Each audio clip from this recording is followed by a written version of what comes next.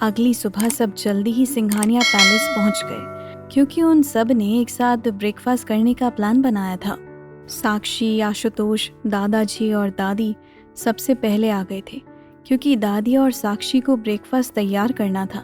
साक्षी अपने चेहरे पर एक बड़ी सी मुस्कान लाते हुए बोली, माँ आज मैं बहुत खुश हूँ। दादी ने उनका सिर थपथपाते हुए कहा, मुझे पता है, अंशिका और समर्थ साथ में बहुत प्यारे लगते हैं।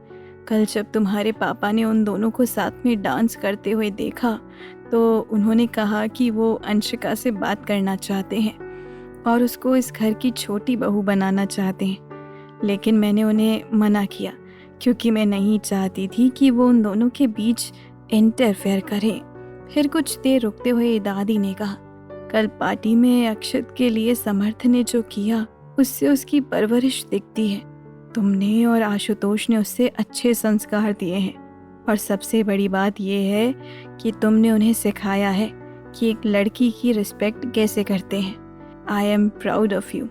मैं हमेशा कहती थी कि मेरा बेटा बहुत खुशकिस्मत है कि उसे तुम जैसा एक हमसफर मिला, लेकिन आज मुझे लगता है कि पूरी सिंघानिया फैमिली ही खुशनसीब है जो तुम हमारे घर की बहू बनी। साक्षी ने दादी को गले लगाते हुए कहा, आप इस दुनिया की सबसे अच्छी सास हो। दादी ने उनकी पीठ थपथपाते हुए कहा, मैं भी यही चाहती हूँ कि तुम भी इस दुनिया की सबसे अच्छी सास बनो। उनकी बात सुनकर साक्षी ने मुस्कुराते हुए अपना सिर हिलाया। कुछ देर बाद सिद्धार्थ और वैशाली भी सिंघानिया पैलेस पहुंच गए। साक्षी ने दोनों को देखकर कहा, हाँ तो हमारे लव बर्ड्स आ गए हैं। सिद्धार्थ उनकी बात सुनकर मुस्कुराया, जबकि वैशाली शर्मा गई और अपना सर नीचे कर लिया। दादाजी ने सिद्धार्थ की तरफ देखते हुए कहा, अब तुम्हारी एक गर्लफ्रेंड है, इसीलिए मेरी वाइफ के साथ फ्लर्ट करना बंद करो। तो सिद्धार्थ ने हंसते हुए कहा, आई एम सॉरी दादाजी, अमिता मेरा पहला प्यार है और मैं उसे भूल नहीं सकता। दादाजी ने नाराजगी से कहा, तुम ऐसा कैसे कर सकते हो? तुम अपनी दादी को उसके नाम से कैसे बुला सकते हो? ऐसा करने का हक सिर्फ मुझे है। सिद्धार्थ अपनी जीप बाहर निकालते हुए जल्दी से वैशाली के साथ किचन के अंदर भाग गया। वहीं दूसरी ओर समर्थ कार ड्राइव कर रहा था और अंशिका पैसेंजर सीट पर बैठी थी। अंशिका ने जब उसे खुद की तरफ घूरते हुए देखा तो वो बोली, अगर तुम मुझे ऐसे ही देखते रहोगे तो गाड़ी कैसे चलाओगे? समर्थ ने मुस्कुराते हुए कहा, इसमें मेरी कोई गलती नहीं है।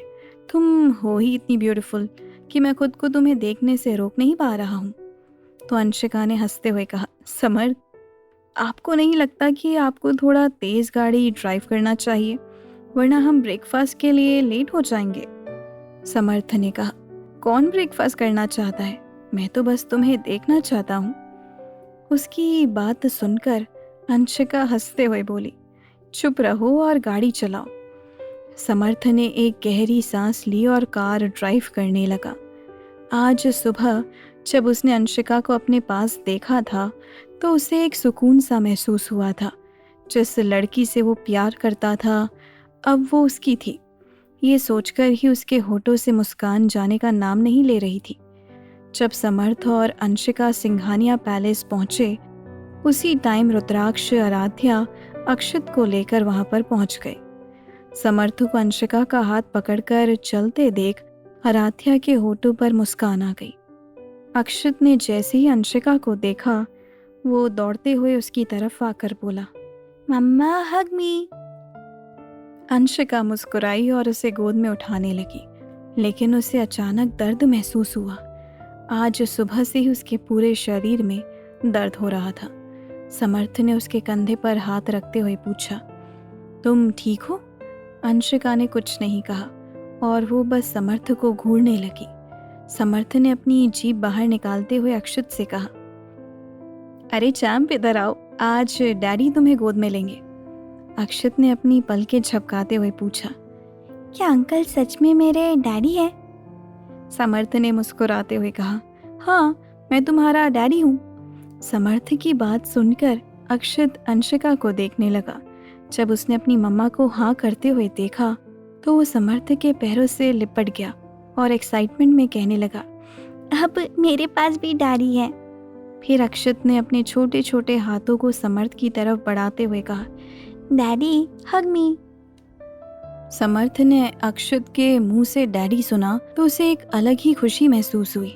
उसने जल्दी से अक्षत को गोद में लेते हुए कहा, डैडी आपको और आपकी मम्मी को हमेशा प्यार करेंगे। वैशाली उन सबको देखकर उनके पास आते हुए बोली, तो तुम सब आ गए?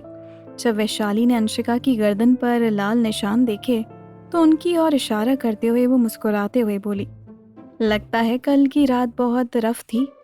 अंशिका ने शर्म के मारे अपना सर नीचे कर लिया और समर्थ मुस्कुरा दिया।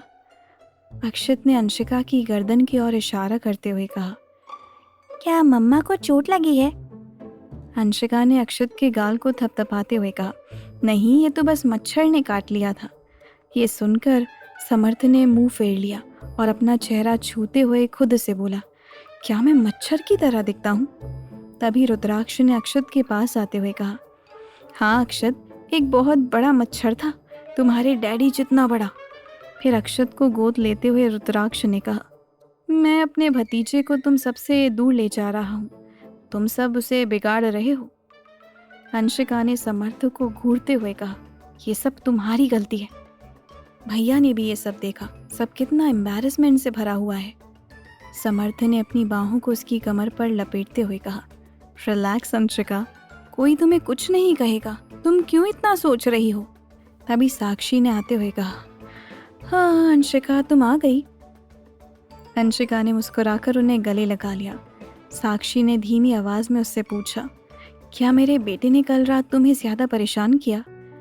अंशिका ने शर्माकर अपना सिर ना में हिलाया तो साक्षी ने मुस्कुराते हुए कहा, मैं तुम्हारे लिए बहुत खुश हूँ। फिर वो समर्थ के पास गई और उसका कान खींचते हुए बोली, अगर मुझे अपनी बहू से कोई शिकायत सुनाई दी कि तुम उसे परेशान कर रहे हो तो देखना मैं तुम्हारी क्या हालत करूंगी। समर्थ ने दर्द से आह भरते हुए कहा, आउच मॉम, दर्द हो रहा है, आपको अब ऐसा नहीं करना चाहिए। मैं अब एक फादर हूँ, मेरा बेटा मेरे बारे में क्या सोचेगा? आउच। साक्षी ने समर्थ का कान छोड़ते हुए कहा, ज्यादा मत बोलो वरना मैं अक्षत के सामने भी ऐसा करूंगी। अपने कान को रगड़ते हुए समर्थ ने शिकायत भरे लहजे में कहा, आपने कभी भाई को वार्निंग क्यों नहीं दी? इस पर साक्षी ने उसकी तरफ देखते हुए कहा, रुद्र तुमसे कई ज्यादा समझदार है, वो तुम्हारी तरह गैर जिम्मेदार नहीं है। तुम तो अपना कमरा भी ठीक से साफ नहीं करते और तुम खुद को एक फादर कह रहे हो। समर्थ ने अपने नकली आंसू पोंछते हुए कहा, ये भेदभाव है, ये अन्याय है। देखो अंशिका, मेरी मॉम मेरे साथ कैसे पेश आ रही है। अंशिका ने आंखें बंद करते हुए कहा, तुम इसी के लायक हो। समर्थ ने अपने लिप्स का पाउट बनाते हुए पूछा, अब तुम भी मेरी साइड नहीं ले रही हो? फिर उसने कमरे में मौजूद सभी लोगों को देखना शुरू किया। आराध्या को छोड़कर सभी ने उसकी निगाहों को नजरअंदाज कर दिया। अपनी भाभी की ओर आते हुए समर्थ ने कहा, भाभी क्या आपको लगता है कि मैं रिस्पॉन्सिबल नहीं हूँ? आराध्या ने अपना सिर हिलाते हुए कहा, नहीं, तुम रिस्पॉन्सिबल हो और मुझे लगता है कि तुम एक बहुत अच्छे फादर बनोगे। ये सुनकर समर्थ का चेहरा खुशी से चमक उठा। उसने आराध्या के चारों ओर अपनी बाहों में लपेटते हुए कहा, मेरे पास दुनिया की सबसे अच्छी भाभी है। ये देखकर रुद्राक्ष ने समर्थ के हाथ पर थप्पड़ मारते हुए कहा, उसे मत छुओ, तुम उसके कपड़े गंदे कर दोगे। समर्थ ने उसको छोड़ते हुए कहा, मॉम क्या आपको सच में लगता है कि भाई समझदार है? रुद्राक्ष ने उसे घूर कर देखते हुए कहा, तुमने अभी क्या कहा? समर्थ ने अपनी बात को बदलते हुए कहा, कुछ भी नहीं, मैं तो बस यही कह रहा था कि आप बहुत समझदार हैं। आप बहुत ज्यादा समझदार हैं, मैं यही कह रहा था। उसकी बात सुनकर सब खिलखिलाकर हंस पड़े। ब्रेकफास्ट करने के बाद सभी लेडीज किचन साफ करने लगी और रुद्राक्ष, समर्थ और सिद्धार्थ गार्डन में घूमने लगे। सिद्धार्थ ने पूछा, क्या तुम्हें सच में लगता है कि वो ऐसा करेगा? समर्थ ने कहा, मुझे नहीं लगता कि वो ऐसा करेगा भाई। अपनी जेब में हाथ रखते हुए रुद्राक्ष ने कहा, मैं उसे अच्छी तरह जानता हूँ, वो अब मोहित को एक मोहरे की तरह यूज़ करेगा। ये सुनकर सिद्धार्थ की आंखें डार्क हो गई और उसने कहा, हमें इसके बारे में कुछ करना होगा। रुद्राक्ष ने अपना सिर हिलाते हुए कहा, अभी नहीं, पहले उन्हें अपनी चाल चलने दो। समर्थ ने कहा, भाई आपको अब और केयरफुल रहना होगा और आप सिक्योरिटी के बिना कहीं मत जाना, क्योंकि उनका मेन टारगेट आप ही हैं। सिद्धार्थ ने कहा, I don't care, just make sure Aaradhya is safe. Siddharth ने आह भरते हुए पूछा, क्या उस बूढ़े आदमी ने तुमसे फिर से कांटेक्ट किया? रुद्राक्ष ने कहा, नहीं, लेकिन वो मुझे नुकसान नहीं पहुंचाएगा। समर्थ ने सीरियस एक्सप्रेशन के साथ कहा, कल विशाल उन तीनों से मिला था। रुद्राक्ष ने अपनी आंखें सिकुड़ते हुए पूछा, कहाँ? सिद्धार्थ ने कहा, शॉपिंग मॉल में, वैशाली ने मुझे बताया। समर्थ ने कहा, अंशिका ने मुझसे भी यही कहा था।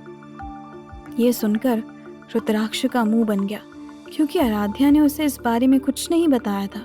उसने गहरी सांस लेते हुए आगे कहा, अब उसे ये भी पता चल गया है कि अंशिका और वैशाली कौन है, इसीलिए तुम दोनों को और भी केयरफुल रहना होगा, स्पेशली अक्षत, वो उनके लिए एक आसान टारगेट है। सिद्धार्थ ने कहा, तुम सिक्योरिटी के बारे में मत सोचो, मैं उसका पूरा ध्यान रखूंगा। रुद्राक्ष ने कहा, ठीक है, तो फिर इस बारे में मिस्टर आहूजा से भी बात कर लेना। सिद्धार्थ ने एक आह भरी। उसे याद आया कि आज उसे अपने होने वाले फादर इन लॉ से भी मिलना है। कुछ साल पहले सिद्धार्थ रुद्राक्ष के साथ एक मिशन के लिए गया था। अंडरवर्ल्ड के कुछ ऑर्गेनाइजेशन ने एक पावरफुल ऑर्गेनाइजेशन क्रीपर्स को बर्बाद करने के लिए उनके साथ हाथ मिलाया था, क्योंकि क्रीपर्स गैंग के मेंबर्स को जब कोई लड़की पसंद आती थी तो उन्हें उठाकर उनका रेप करते थे और साथ ही किसी भी इनोसेंट इंसान को मार देते थे। उस टाइम सिद्धार्थ और रुद्राक्ष बाकी गैंग के लीडर और अपने आदमियों के साथ क्रीपर्स के बेस में दाखिल हुए। वो सब 2 ग्रुप में डिवाइड हो गए और अलग अलग दिशा की ओर चले गए। उन्हें सिद्धार्थ और रुद्राक्ष लीड कर रहे थे। सिद्धार्थ किसी पागल की तरह अपने सामने आने वाले हर इंसान को मार रहा था। उसे इस बात से कोई फर्क नहीं पड़ता था कि जो सामने है वो लड़का है या लड़की। वो क्रीपर्स के मेंबर्स थे और यही उनको मारने के लिए काफ़ी था। जब वो दोनों अंदर गए तो दोनों का पूरा शरीर खून से नहाया हुआ था। क्रीपर्स गैंग के लीडर 2 जुड़वा भाई थे। दोनों भाइयों के सामने खड़े होकर सिद्धार्थ और रुद्राक्ष ने उन पर गोलियां चलानी शुरू कर दी। उन्होंने बिना पलक झपकाए उनकी बॉडी में 30-30 गोलियां दाग दी। उनकी बॉडी से निकलते कोल्ड ऑरा को महसूस करते ही वहां मौजूद लोग डर से कांपने लगे। रुद्राक्ष अपनी कोल्डनेस के लिए जाना जाता था, लेकिन ये पहली बार था जब लोगों को एहसास हुआ कि सिद्धार्थ भी कम नहीं है। उस दिन के बाद से सभी रुद्राक्ष के साथ साथ सिद्धार्थ से भी डरने लगे थे। मिशन के सक्सेसफुल होने के बाद रुद्राक्ष ने सभी ऑर्गेनाइजेशन के सपोर्ट के लिए एक पार्टी का अरेंजमेंट किया। उस पार्टी में एक आदमी ने सिद्धार्थ के पास जाकर अपने चेहरे पर मुस्कान के साथ कहा, मैंने तुम्हें मैसेज किया था यंग मैन, जब किसी को मारने की बात आती है तो तुम भी अपने पार्टनर से कम नहीं हो। इतना कहकर वो आदमी चला गया। बाद में जब सिद्धार्थ ने उस आदमी के बारे में छानबीन की तो उसे पता चला कि वो मिस्टर आहूजा थे। उनकी ऑर्गेनाइजेशन ने भी उनके साथ मिशन में हिस्सा लिया था। आखिर रुद्राक्ष के दुश्मन उसके खिलाफ क्या प्लानिंग कर रहे हैं और आखिर क्यों मिलना चाहते थे मिस्टर आहूजा सिद्धार्थ से, ये जानते हुए भी कि सिद्धार्थ अंडरवर्ल्ड से जुड़ा हुआ है? क्या मिस्टर आहूजा उसका और वैशाली का रिश्ता एक्सेप्ट करेंगे? जानने के लिए सुनते रहिए ये कहानी सिर्फ पॉकेट एफएम पर।